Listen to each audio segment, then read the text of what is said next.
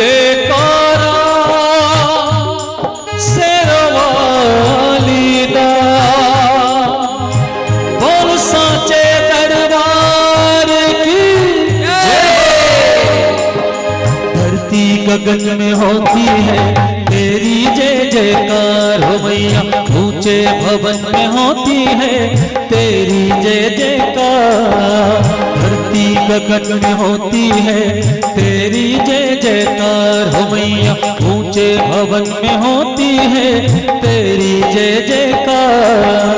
दुनिया तेरा नाम जपे हो, दुनिया तेरा नाम जपे, तुझको पूजे संसार, धरती गगन में होती है तेरी जय जयकार हो मैया, ऊंचे भवन में होती है तेरी जय जयकार।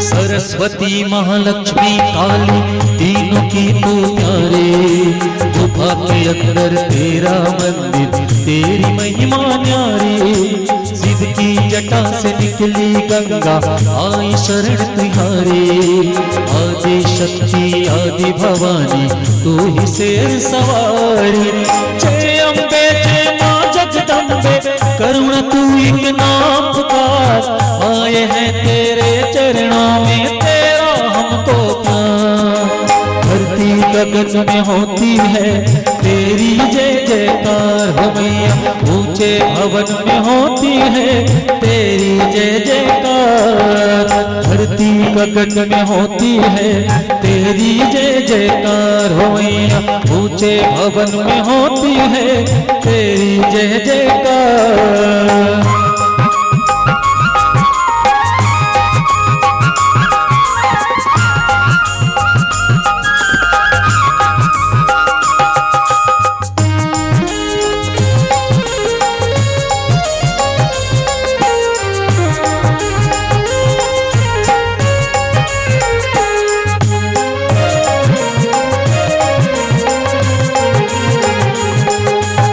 ब्रह्मा विष्णु महेश तेरे आगे शीश झुकाए, सूरज चांद सितारे तुझसे उजियारा ले जाए, तीन लोक की तू ही मैया तेरी ही गुण गाए, मानव करे जो तेरी भक्ति हो सागर तर जाए, जय अम्बे जय माँ जगदम्बे करुणा तू एक नाम पुकार, आए हैं तेरे चरणों में तेरा हमको प्यार, धरती गगन में होती है तेरी जय जयकार हो मैया, ऊंचे भवन में होती है तेरी जय जयकार, धरती गगन में होती है तेरी जय जयकार हो मैया, ऊंचे भवन में होती है तेरी जय जयकार।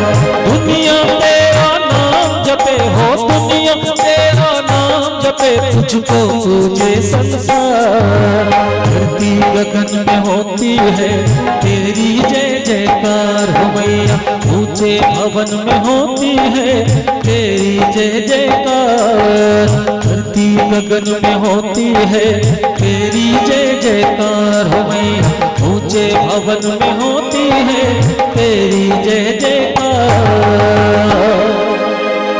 बोले आदि शक्ति शेरावाली मैया की जय। जैसे ही ब्रह्मा जी ने शक्ति की उपासना की,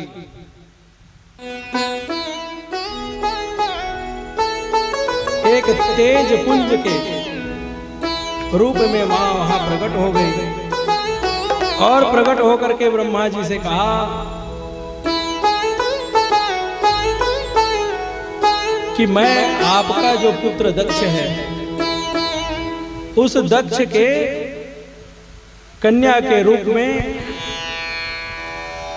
दक्ष की जो कन्या, दक्ष की जो पत्नी है, उनका नाम असिकनी है, उसके गर्भ से मैं जन्म लूंगी।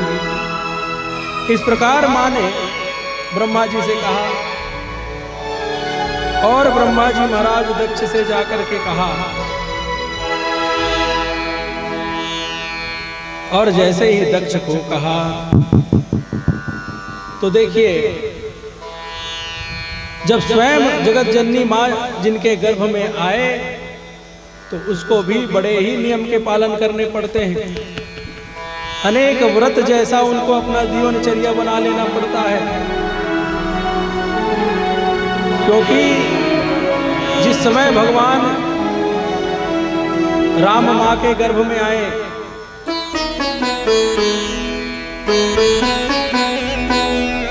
उस समय एक अयोध्या में दिव्य प्रकाश होने लगा। एक शोभायमान प्राकृतिक वातावरण वहां बन गई। उसी प्रकार जगत जननी जब मां स्वयं दक्ष के घर में जब जन्म ले रही है तो जो सुगम्य वातावरण बन गया है,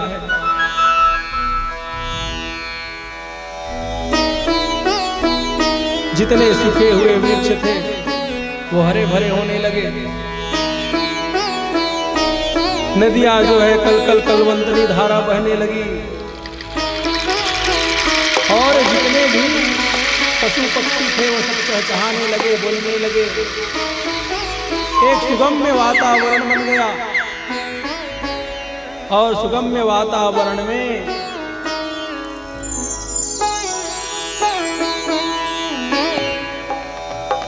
माँ का दक्ष के यहाँ जन्म हो गया। बोलिए सती महारानी की जय हो। जैसे ही सती महारानी का जन्म हुआ तो माँ जगत जननी है, हर रूप में वो शिव का ही दर्शन करती है। और देखिए भगवान शिव इतने परम वैरागी हैं, वैष्णवा नाम यथा शंभु। तो भक्तों में जो शिरोमणि है वो भगवान शिव है, परम वैष्णव है। और जब भगवान शिव विवाह के बंधन से कोसों दूर हैं, परम वैरागी हैं, लेकिन भक्तों के मन की इच्छा से कोई विवाह कर रहा है, उनको विवाह की कोई आवश्यकता नहीं है। संसार में व्यक्ति अपने परिवार की चिंता को करते हुए विवाह कर देता है, और अगर किसी व्यक्ति का विवाह करने की इच्छा ना हो और कोई कहे कि विवाह कर लो तो भी वो व्यक्ति विवाह नहीं करता, तो भी वो विवाह नहीं करेगा। अगर कोई व्यक्ति विवाह करना नहीं चाहता और उसको बार बार कोई कहे तो भी वो नहीं करेगा। कोई कोई तो कर लेते हैं, लेकिन कोई ऐसा होता है जो करते ही नहीं। लेकिन भोले बाबा जगत कल्याण के लिए ऐसा मन बनाते हैं कि अब हमें विवाह कर लेना चाहिए। और मां सती भगवान शिव को पाने के लिए कितना तप करती है। जिस प्रकार मां पार्वती भगवान को पाने के लिए तप करती हैं, इसका वर्णन रामचरितमानस में हम सब सुनते हैं, तो हम सबको मालूम भी है कि मां पार्वती ने कितना कठोर तप किया, तब जाकर के भगवान शंकर को प्राप्त किया। लेकिन जब हम शिव महापुराण पढ़ते हैं या सुनते हैं या सुनाते हैं, तो शिव महापुराण में हमें यह ज्ञात होता है कि जितना तप मां पार्वती ने किया था उतना ही तप मां सती ने भी किया था। और भोले बाबा जितना प्रेम मां पार्वती से करते हैं उतना भी प्रेम सती मैया से भी करते थे।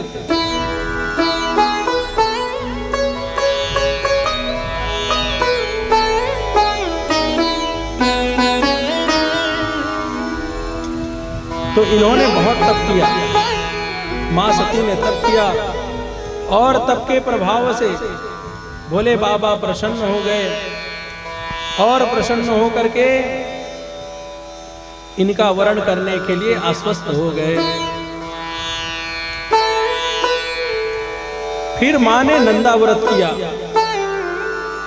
नंदा व्रत के प्रभाव से भोले बाबा को शीघ्र ही वो स्वामी के रूप में प्राप्त करने के लिए संकल्प लेकर के उन्होंने नंदा व्रत किया। और ब्रह्मा जी भोले बाबा के पास आ गए और भोले बाबा के पास आकर के कहते हैं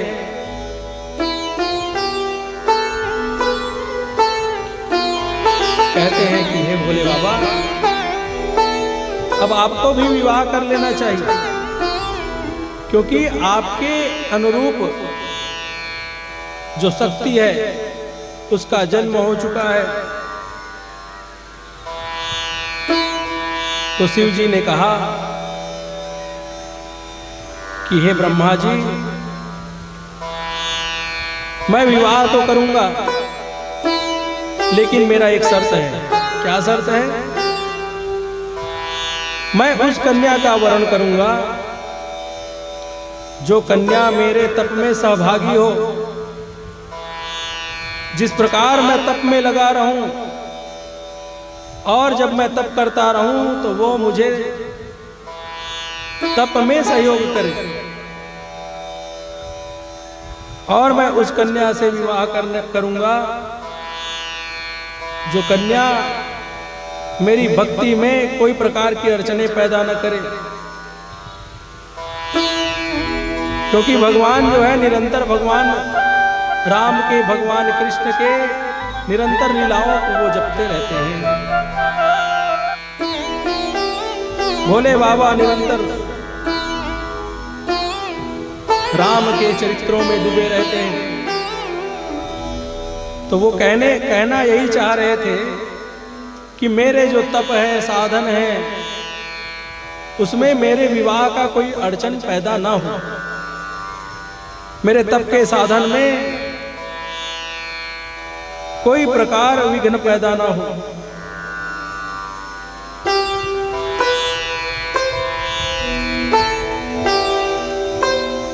इस प्रकार ब्रह्मा जी को उन्होंने कहा। ब्रह्मा जी ने शिव जी को आश्वस्त किया और शिव जी ने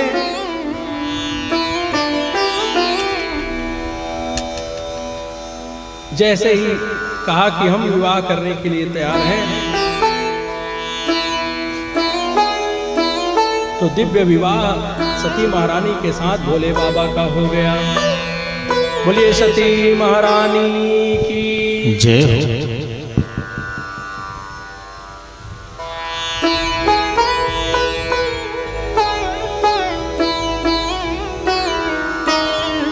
दिव्य विवाह सती महारानी के साथ हो गया और सती महारानी के साथ विवाह जैसे संपन्न हुआ, जैसे विवाह होता है आप सभी रामचरितमानस में सुने, वैसे ही विवाह इनके साथ भी हुआ। भगवान बारात लेकर के गए, जितने बाराती थे उनका दक्षिणी स्वागत किया और सबको स्वागत करके कुछ दिन ठहराए, फिर विदा किए। अनेक अलंकरणों को दे करके विदा किए और विदा करने के पश्चात जैसे ही कैलाश में शिव जी आए, मां सती के साथ भोले बाबा अपने दाम्पत्य जीवन को बड़े प्रेम से जी रहे हैं, चला रहे हैं। कैसे? जिस प्रकार जब कोई नए वधू जब किसी घर में आ जाता है तो एक उत्साह का माहौल होता है। जब ते राम ब्याह घर आए, नित नव मंगल मोद बधाए।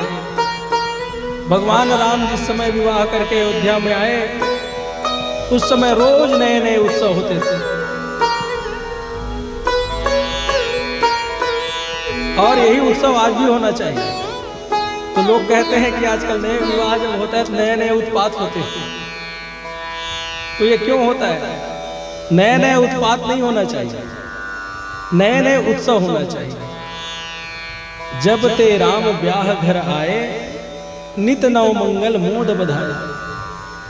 और भोले बाबा का तो क्या था, ना कोई आगे ना पीछे, आगे भी वही है पीछे भी वही है। ये प्रसंग आता है कि जब भोले बाबा से विवाह के समय पूछा गया कि आपका नाम क्या है, तो भोले बाबा ने अपना नाम तो बता दिया, लेकिन पिताजी का नाम अगर पूछा गया तो पिताजी का नाम चलो विष्णु कह दो,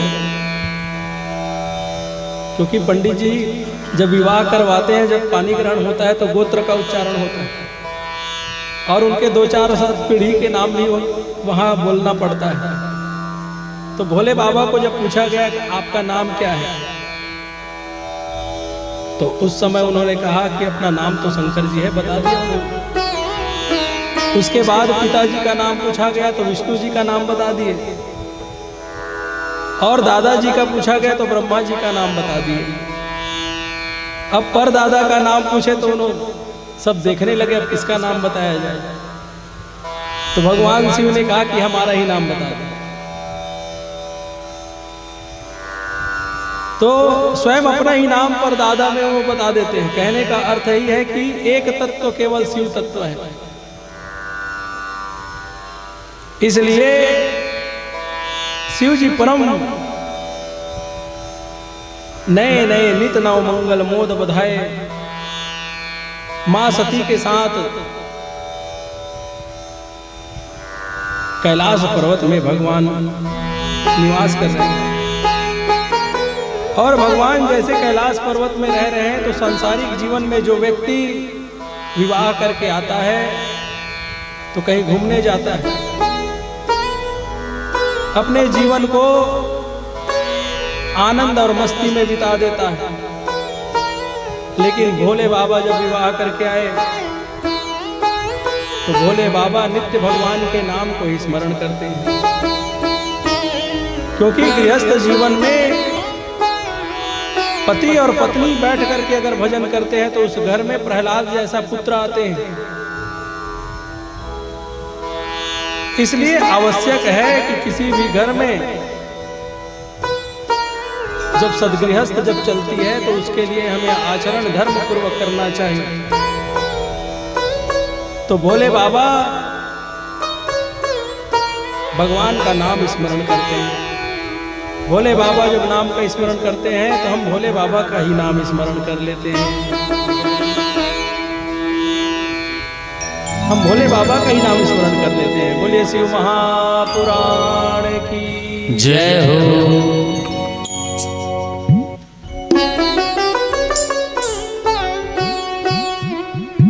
कण कण में है तेरा वास प्रभु, है तीनों लोक में तू ही तू।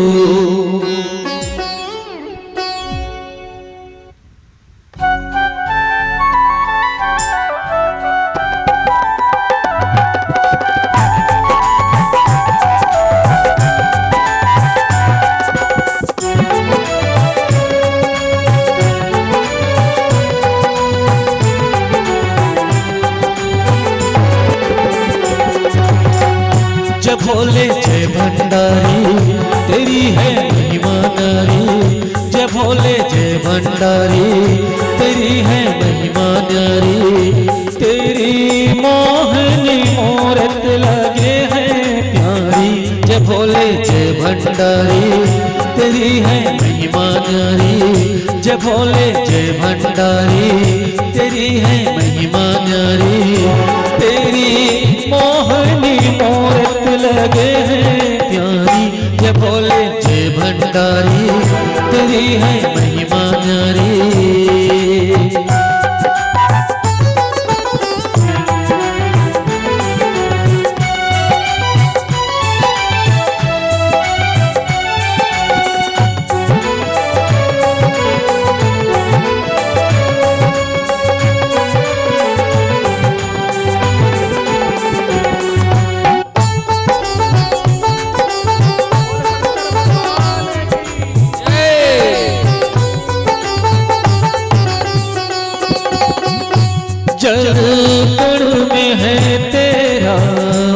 वास प्रभु है तीनों लोक में तू ही तू।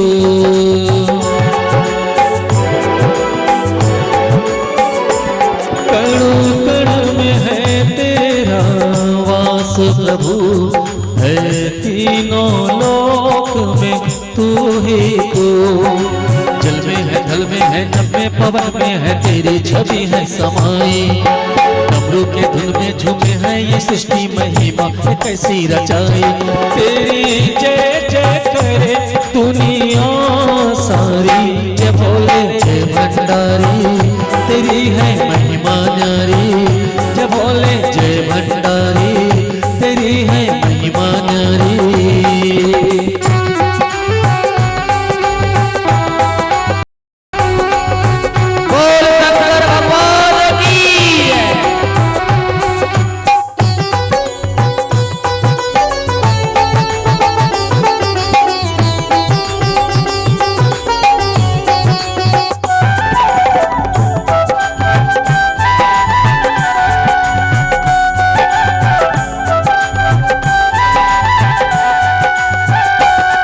जिसने भी तेरा ध्यान किया उसको सुख का वरदान दिया।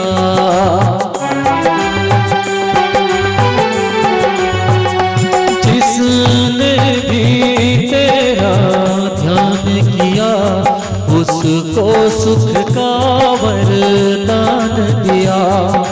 दानी है वरदानी है भोले बाबा है भक्तों पे उपकार तेरा। रावण को दे डाली सोने की लंका खोआ खुद ही पर्वत पे डेरा। तेरी महिमा नहीं कोई जग ज्ञानी भोले जय भंडारी तेरी है महिमा न्यारी।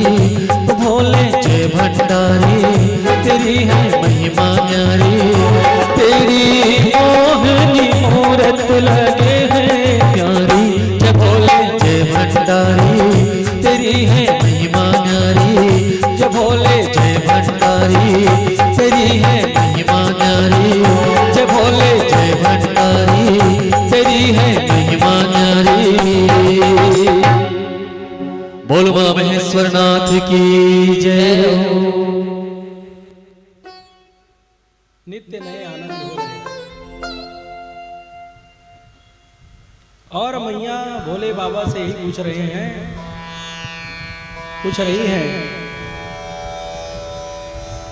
कि हे महाराज ये भक्ति क्या है।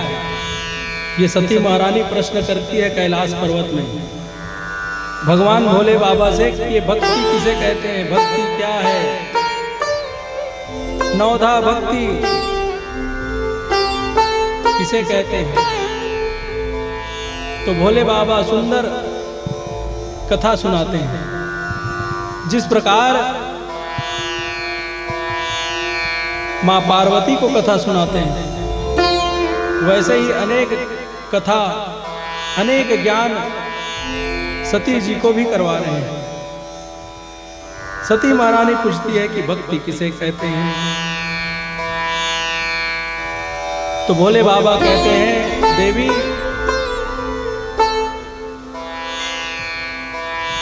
जो ज्ञान वैराग्य से समन्वित जो भक्ति है वही श्रेष्ठ भक्ति है।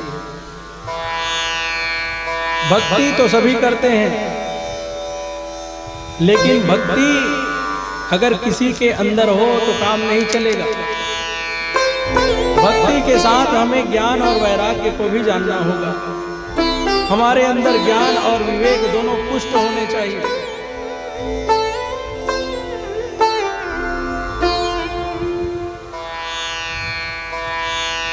नवधा भक्ति का दिव्य ज्ञान मां को प्रदान कर रहे हैं। इस प्रकार इनकी गृहस्थी चल रही है। जब किसी भी गृहस्थ के जीवन में कोई भी संकट आ जाता है तो वो भोले बाबा की शरण में जाते हैं। इसलिए भोले बाबा के शरण में जाते हैं क्योंकि इनका जो दाम्पत्य जीवन है वो सबसे श्रेष्ठ जीवन है। इनके परिवार में कभी कोई कलह नहीं होता है क्योंकि शिव जैसे मुखिया इनके परिवार में है।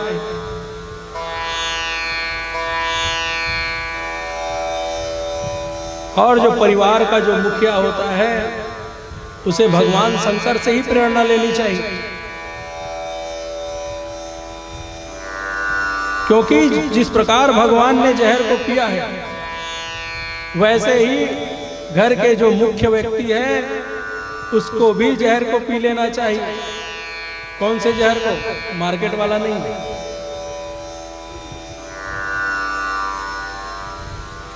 जो कठोर शब्द परिवार से निकलते हैं, एक दूसरे का जो ताने पड़ते हैं, एक दूसरे से जो विरोध होता है, उस विरोध को क्या करते हैं हम अपने मुखिया को ही तो बताते हैं। घर में जो घर के जो बड़े वयोवृद्ध जो बुजुर्ग होते हैं उन्हीं को शिकायत करते हैं। लेकिन जिस घर का जो वयोवृद्ध जो मुख्य व्यक्ति है वो अगर भोले बाबा के चरित्रों को अगर सुनता है, पढ़ता है, देखता है, आचरण को समझता है, तो वो घर कभी बिखर ही नहीं सकता। अगर हमारा घर अगर बिखर रहा है तो हमें ये विचार करना चाहिए कि कहीं न कहीं हम उस शिव तत्व को नहीं जान पाए। और जो व्यक्ति शिव के परिवार के शिव जैसे आचरण कोई व्यक्ति करने लगता है तो उसका परिवार कभी बिखर सकता ही नहीं।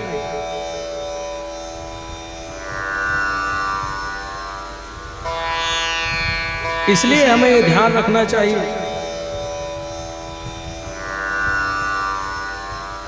मुखिया मुख सो चाहिए, खान पान सब एक। मुखिया कैसे होना चाहिए? तो मुख जैसे होना चाहिए। जिस प्रकार हम जब भोजन करते हैं तो वो निवाला उठा करके मुख में रखते हैं, मुखिया मुख सो चाहिए, खान पान सब एक। वो मुखिया क्या करता है? उस निवाले को, जो मुख रूपी जो मुखिया है, उस निवाले को मुख में हम डालते हैं तो वो मुख अपने पास नहीं रखता है, वो सब कुछ बांट देता है। बांटने का अर्थ है जैसे ही आप निवाले को मुख में डालेंगे वो पेट में चला जाएगा, जैसे ही वो पेट में जाएगा तो वो संपूर्ण शरीर को पुष्ट कर देता है। फिर उस अन्न को जब आप खाते हैं तो आपके शरीर में ताकत बढ़ जाती है, आपके शरीर के सारे इंद्रियां काम करने लगती है।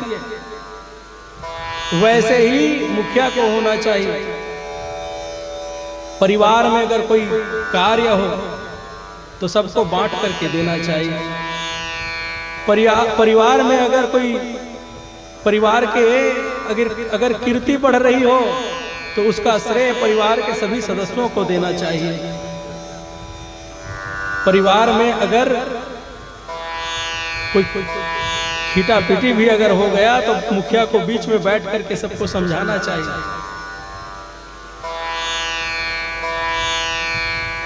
छोटा अगर कोई कार्य हो तो भी सब बैठ करके बातें करना चाहिए, और बड़े से बड़े अगर कोई कार्य करना हो तो भी सब बैठ करके बात करना चाहिए।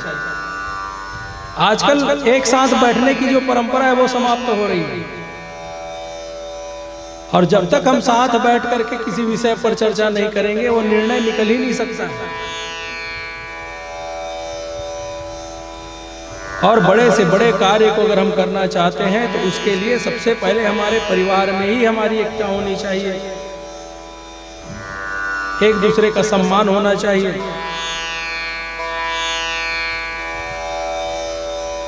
तो ऐसा दिव्य गृहस्थ भोले बाबा का चल रहा है। जितने शिवगण थे उन्होंने आज्ञा दे दिया कि आप अपने स्थान पर चले जाओ, जहां जहां आपका स्थान है। तो शिवगण अपने अपने स्थान में जहां जहां वो निवास करते हैं, तो कोई शमशान में निवास करता है, तो कोई खोह कंदराओं में निवास करता है, कोई नदी के किनारे। अब भूत बेताल कहाँ रहेंगे? तो जो जो जहाँ जहाँ रहते हैं वहाँ वहाँ जा करके अपना निवास में रहने लगे। भोले बाबा माँ के साथ कैलाश पर्वत में रह रहे हैं, दिव्य आनंद हो रहा है।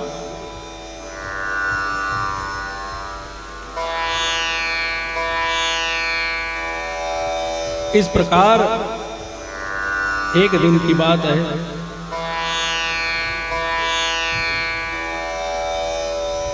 रामचरितमानस में गोस्वामी जी ने इसी को लिखा है।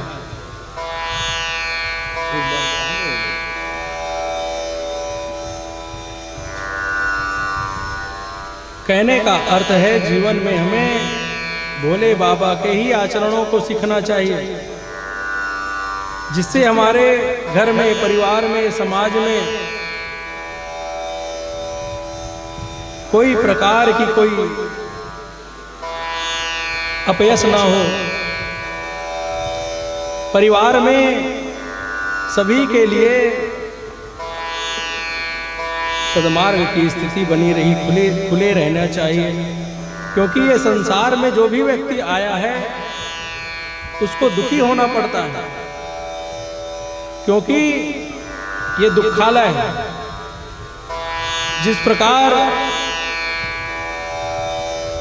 आप दुखालय है तो किसी औषधालय में जाएंगे तो आपको औषधि मिलेगी, किसी चिकित्सक के पास जाएंगे तो वो चिकित्सा कर देगा, और किसी मिष्ठान भंडार में जाएंगे तो आपको मिठाई भी प्राप्त हो जाएगी। वैसे ही ये दुखालय है, ये जो संसार है। और इस दुखालय में जब आप आए हैं तो आपको दुख तो प्राप्त होगा ही, इसमें मन को डिगाना नहीं है। कहा जाता है कोई तन दुखी, कोई मन दुखी, कोई धन बिन रहत उदास। क्योंकि संसार में दुख के अनेक कारण हैं। कोई व्यक्ति, यहाँ बातें मत करो भैया, है ना, यहाँ बातें बिल्कुल बंद रखो। ओ भैया जी,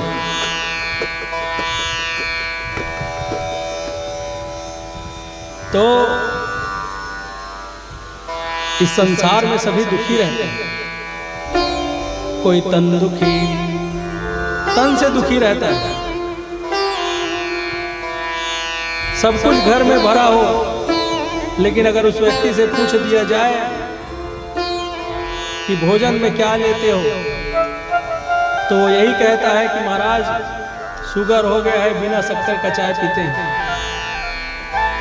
पीने का तो बहुत मन करता है चाय, लेकिन बिना शक्कर का पीते हैं।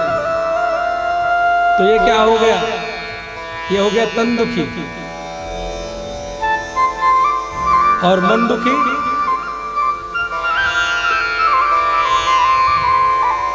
बहुत वैभवशाली हम बन गए, खूब पैसा हमारे पास है, और विवाह करने के लिए पुत्र और पुत्री हमारे हो गए। अब थाईलैंड में जाकर के हम, आजकल परंपरा यही चल रही है कि कई लोग बाहर जा के विदेशों में विवाह करते हैं। तो उन्होंने जैसे होटल बुक कर लिए, विदेश में जाकर के हम विवाह करेंगे बच्चों का, क्योंकि खूब पैसा है। होटल भी बुक हो गया, सब तय हो गया, इस दिन जाना है। और वही पुत्री अगर किसी के साथ भाग गई तो क्या हो गया? मन दुखी हो गया।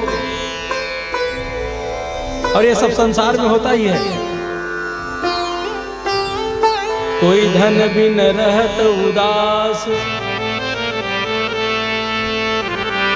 जिसका शरीर ठीक है, मन भी ठीक है, लेकिन धन नहीं है, तो वो बेचारा उदास रहता है दूसरे को देखकर। इतने बड़े गाड़ी में आ रहा है, इनका इतना बड़ा घर है, इनका इतना ये है, तो वो इसलिए उदास हो जाता है, इसलिए दुखी हो जाता है, क्योंकि वो निर्धन है। तो गोस्वामी जी क्या कहते हैं? थोड़े थोड़े सब दुखी, थोड़े थोड़े तो सब दुखी रहते ही हैं, क्योंकि ये दुखालय है। तो गोस्वामी जी से पूछा गया कि सुखी कौन है महाराज? तो गोस्वामी जी कहते हैं थोड़े थोड़े सब दुखी, सुखी राम के दास।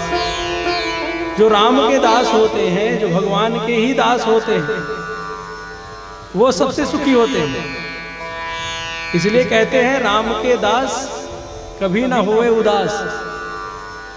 और बाकी संसार में जितने लोग हैं सब कहीं ना कहीं प्रपंच में पड़ करके उदास हो जाते हैं। जितना ज्यादा हम किसी विषय पर विचार करके अपने मन को लगाएंगे और वो जब हमको प्राप्त नहीं होता है तो हम दुखी हो जाते हैं। इसलिए अनावश्यक किसी की चेष्टा भी नहीं करना चाहिए कि हमको प्राप्त हो जाए। प्रयास तो करना चाहिए, लेकिन इतना भी प्रयास नहीं करना चाहिए कि जो चीज हमको मिल ही नहीं सकता उनके लिए क्या प्रयास करना। इस प्रकार भोले बाबा का जो चरित्र है वो हमें दिव्य ज्ञान हमें प्रदान करते हैं।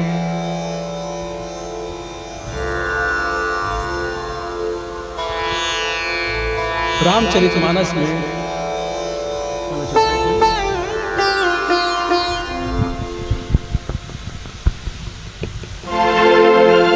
आज भोले बाबा मां सती को लेकर के दिव्य कथा को सुनने जा रहे हैं, क्योंकि दाम्पत्य जीवन में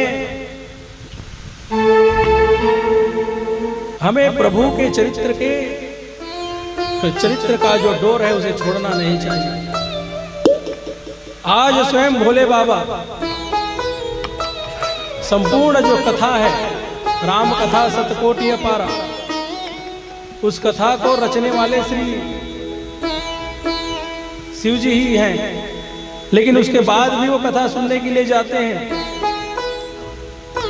एक बार त्रेता युग माही,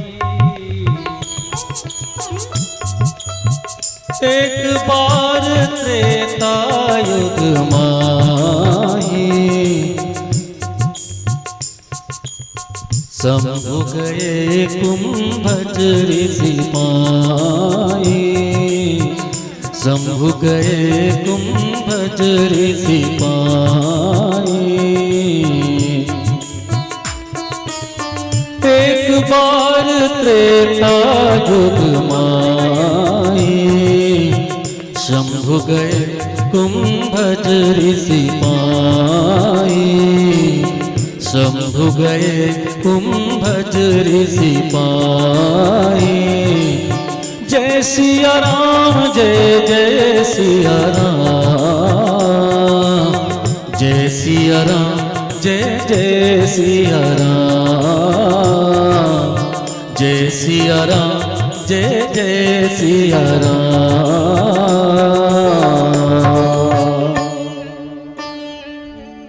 एक बार भोले बाबा, त्रेता युग की बात है, मां सती को लेकर के कुंभज ऋषि के आश्रम में कथा सुनने के लिए गए। और आप सब कल्पना करिए कि कथा सुनने कौन जा रहे हैं। जो भोले बाबा स्वयं समुद्र है, भोले बाबा समुद्र हैं और ये कुंभज ऋषि हैं। कुंभज का अर्थ होता है घड़ा, और घड़ा कथा सुना रहा है और समुद्र कथा सुन रहा है। ये कथा की महिमा है, और कथा की महिमा को जो जानता है वो व्यक्ति शिव जी के ही जैसा होता है, क्योंकि रचि महेश निज मानस राखा, पाय सुसमय शिवासन भाखा। जिस कथा को भगवान ने स्वयं रचा है, जो कथा को भगवान स्वयं सब जानते हैं, उसी कथा को सुनने के लिए समुद्र हो करके भी एक घड़े के पास जाते हैं।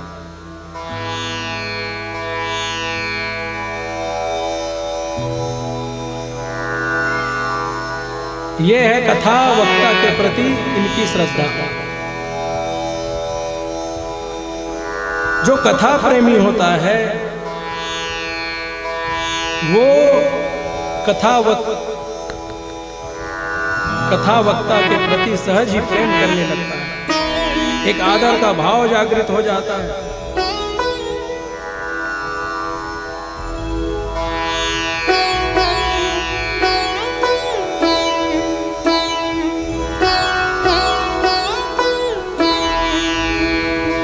संगशती जग जननी भवानी, पूजे ऋषि अखिलेश्वर जानी।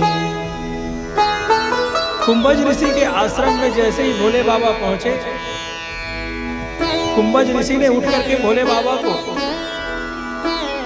त्रैलोक्य का स्वामी जान करके प्रणाम किया, पूजन किया, सुंदर आसन पर बैठाए। और सुंदर आसन पर जब बैठाए तो मां सती देख रही हैं कि हम कथा सुनने के लिए आए हैं किनके पास, कुंभज ऋषि के पास। और ये ऐसा वक्ता है, कथा व्यास हो करके स्वयं जो कथा सुनने के लिए जो आए हैं उसका पूजन कर रहे हैं। पूजे ऋषि अखिलेश्वर जानी। ये तो त्रिकालज्ञ भगवान को जान करके ऋषि पूजन कर रहे हैं, लेकिन मां सती के मन में ये संशय हो रहा है, एक ऐसा कथा का वक्ता है जो सुनने वाले का पूजन कर रहा है। इतने में भगवान बैठ गए, सुंदर आसन दिया, पूजन किया, भोले बाबा को बैठाया। और भोले बाबा बैठ गए। कुंभज ऋषि ने कहा कि हे भगवान, आपका सुंदर आगमन देख करके मेरा मन गदगद हो गया है, आप कोई आदेश करें प्रभु। तो भोले बाबा ने कहा कि हे मुनि, हे ऋषि, हम तो कथा सुनने आए हैं, आप हमें कथा सुनाइए। तो जैसे ही कहा कि आप हमें कथा सुनाइए, कुंभज ऋषि अत्यंत प्रसन्न हो गए और प्रसन्न होकर के अपने भाग्य की सराहना करने लगे।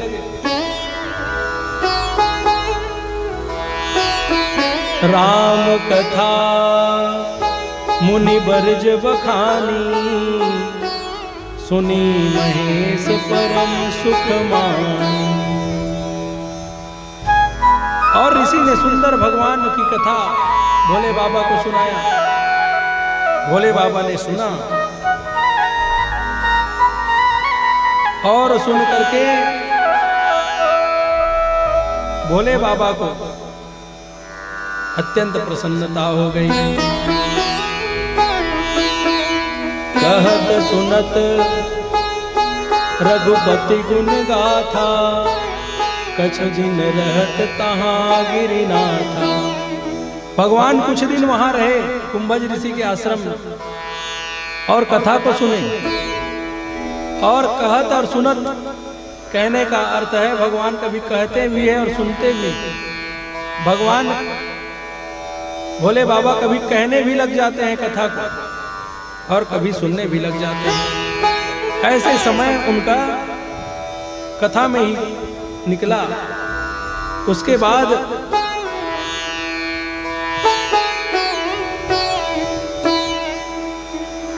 मुनि से आज्ञा लेकर के, उनको अधिकारी जान करके भोले बाबा ने उनको दक्षिणा प्रदान किया। और दक्षिणा में क्या प्रदान किया? तो भोले बाबा ने कुंभज ऋषि को भक्ति ही दक्षिणा में प्रदान कर दिया। और सती मां, देखिए जिस समय मां सती गई तो वहां जब पूजन करते हुए देखी तो उनके मन में संदेह हो गया। पहला संदेह यही हुआ कि ये जो कथा व्यास है वही पूजन कर रहा है सुनने वाले का। दूसरा उनको संदेह हुआ कि ये कुंभज है, घड़े के समान है, और मेरे स्वामी तो समुद्र है, और कोई समुद्र को क्या कोई कथा सुनाएगा और कोई घड़ा क्या सुनाएगा। घड़ा तो आप किसी समुद्र से अगर 10 घड़े जल निकाल लेंगे तो समुद्र को कोई फर्क नहीं पड़ेगा। उसी प्रकार ये मन में संदेह रख रही है मैया कि कोई कुंभज क्या कथा सुना सकता है। लेकिन आप सब ध्यान से सुने,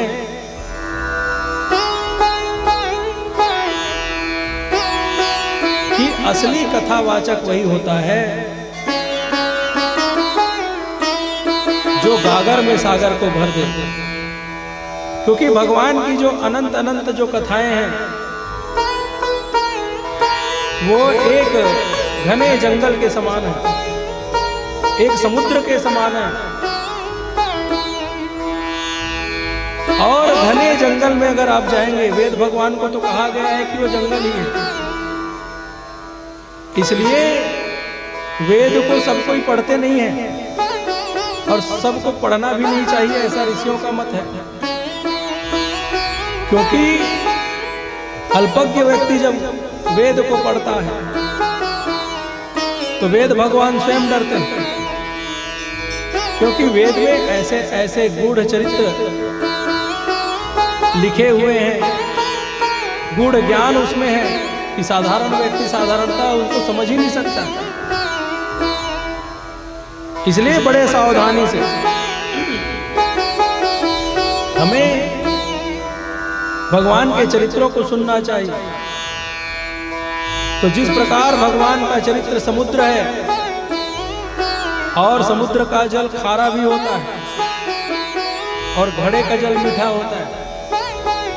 समुद्र का जल अगर किसी को एक गिलास में दे दिया जाए, आप पी लो, तो व्यक्ति एक घुट भी नहीं पी सकता। उसी प्रकार भगवान का जो चरित्र है वो समुद्र के जल के समान है, समुद्र ही है। लेकिन अगर हम कथा पंडाल में कथा व्यास के मुख से अगर कोई कथा को सुनते हैं तो वही खारा जल हमको मीठा जल, शीतल जल, घड़े के जल के समान हमें मिलता है।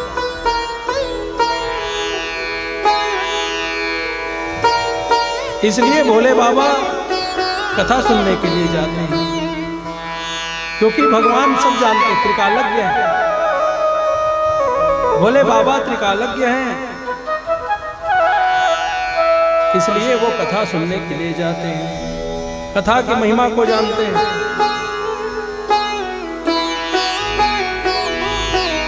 जिस समय भोले बाबा कथा सुनने के लिए गए, उस समय गोस्वामी तुलसीदास जी ने लिखा है एक शब्द भोले बाबा के लिए एक बार शंभू कह करके संबोधित किया है, लेकिन मां को 3 बार कहा है। 3 बार मां के लिए कहा गया है, जगत जननी सती जग जननी भवानी। कहने का अर्थ है सती है, कहने का अर्थ है कि ये किन्हीं की पुत्री है। जगजननी कहने का अर्थ है कि ये मां है, और भवानी, ऐसा 3 स्थान इनको प्रदान किया। कहने का अर्थ है गोस्वामी तुलसीदास जी महाराज, कभी कभी ये बात हमको सुनने को मिलता है कि गोस्वामी जी ने तो नारी का विरोध कर दिया है, नारी जाति के विरोधी गोस्वामी जी महाराज हैं, ऐसा कह देते हैं कई लोग। जिस प्रकार कई लोग रामचरितमानस के प्रतियां भी जला दिए, तो उस व्यक्ति को यहाँ पर सुनना चाहिए या देखना चाहिए कि गोस्वामी जी अगर नारी विरोधी होते तो भोले बाबा के लिए एक बार शंभू शब्द कह करके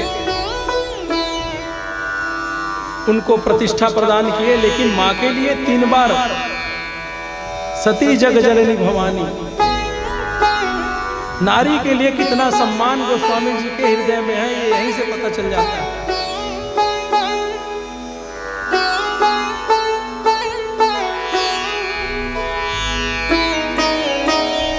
इस प्रकार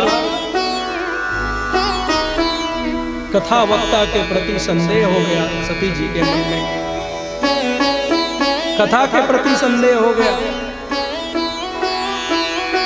आप सभी सुनेंगे, क्योंकि रामचरितमानस में पार्वती महारानी कहती है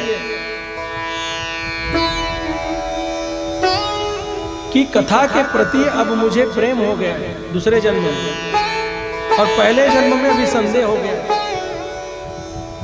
तो हमें कथा के प्रति कोई संदेह कभी नहीं करना चाहिए। इनको संदेह है। और भोले बाबा कथा सुन करके विदा लेकर के जैसे ही कुंभज ऋषि के आश्रम से निकले, भोले बाबा सोचने लगे कि जिस भगवान की कथा मैंने सुनी वही भगवान के अगर मुझे दर्शन हो जाते, वही भगवान अगर मुझे दर्शन दे देते, मेरा तो नेत्र भी धन्य हो जाता। उस कथा को सुनकर के मेरा जो कान है वो धन्य हो गया, मेरा हृदय धन्य हो गया। लेकिन वही प्रभु के अगर मुझे दर्शन हो जाए तो मेरे नेत्र भी धन्य हो जाए। इस प्रकार भोले बाबा मन में विचार करते हुए कुंभज ऋषि के आश्रम से निकल के आते हैं और मन में गा रहे हैं, जय सिया राम जय जय सिया राम, जय सिया राम जय जय सिया राम, जय सिया राम जय जय सिया राम, जय सिया राम जय जय सिया राम, जय सिया राम जय जय सिया राम, जय सिया राम जय जय सिया राम, जय सिया राम जय जय सिया राम, जय सिया राम जय जय सिया राम।